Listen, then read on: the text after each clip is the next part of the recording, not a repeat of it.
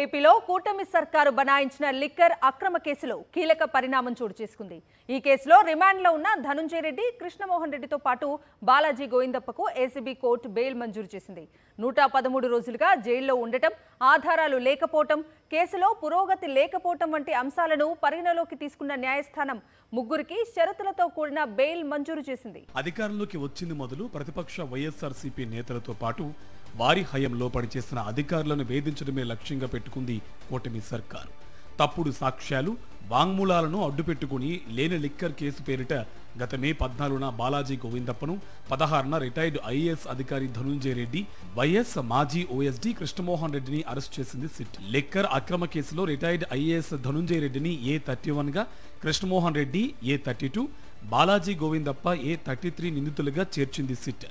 ఎలాంటి ఆధారాలు లేకపోయినా తప్పుడు వాంగ్మూలాలు, తప్పుడు సాక్ష్యాలు సృష్టించే ప్రయత్నం చేసింది. దాదాపు 113 రోజులుగా ఈ ముగ్గురిని రిమాండ్లోనే ఉంచారు. 167 క్లాజ్ 2 ప్రకారం ఆరోపణలు ఎదుర్కొంటున్న వారికి బెయిల్ పొందే హక్కు ఉంటుంది.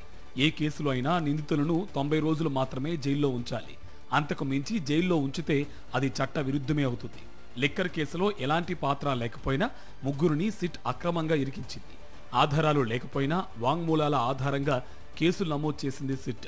దీంతో ఇప్పటి వరకు ఈ కేసులో ఎలాంటి పురోగతి లేదు. కుట్రపూరితంగానే సిట్ కేసులు నమోదు చేసిన విషయాన్ని నిందితుల తరపు న్యాయవాదులు కోర్టు దృష్టికి తీసుకువెళ్లారు. 409 సెక్షన్ ముగ్గురికి వర్తించదని న్యాయమూర్తికి నివేదించారు. దీంతో లిక్కర్ కేసులో కీలకంగా భావించిన ధనుంజయ రెడ్డి, కృష్ణమోహన్ రెడ్డితో పాటు బాలాజీ గోవిందప్పకు ఏసీబీ కోర్టు షరతులతో కూడిన బెయిల్ మంజూరు చేసింది. ఒక దుర్మార్గమైనటువంటి కేసు అది. లిక్కర్కులో అసలు స్కామ్ చేసే అవకాశమే లేదు.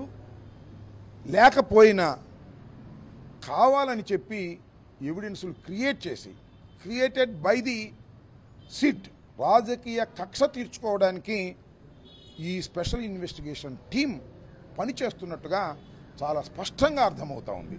జగన్మోహన్ రెడ్డి గారి మీద కక్ష సాధించాలనేటువంటి ఒక దురుద్దేశపూర్వకంగా ఇవాళ చంద్రబాబు నాయుడు గారి ప్రభుత్వం వ్యవహరించడం వలన అన్యాయంగా 120 రోజుల పాటు జైల్లో వారు ఉండవలసి వచ్చింది.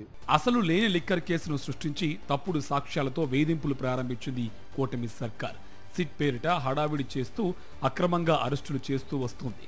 కానీ కేసులో ఎలాంటి పురోగతి లేకపోవడంతో నిందితులుగా పేర్కొంటున్న వారికి బెయిల్ మంజూరు చేస్తోంది న్యాయస్థానం.